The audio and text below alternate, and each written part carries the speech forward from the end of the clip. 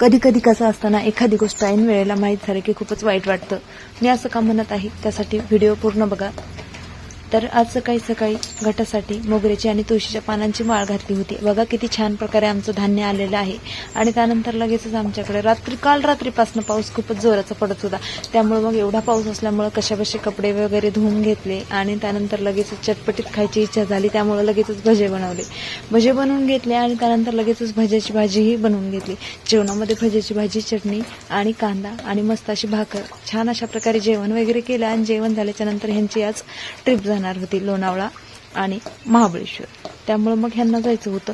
आणि मग हे गेल्याच्या नंतर लगेचच त्यांनी मला सांगितलं की कसं ट्रिपला पूर्ण जणांची फॅमिली आली आहे. आणि आम्हाला असं माहिती नव्हतं की फॅमिली मिळून चालले. तर आम्हाला असं माहीत होतं की ट्रिपला फक्त स्टाफ तेवढा जाणार आहे. फॅमिलीचं माहीत नसल्यामुळं मी घरीच राहिले.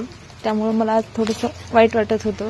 आणि सगळे बघा कसे मस्त असं एन्जॉय करत आहे. चला आता व्हिडिओ इथेच एंड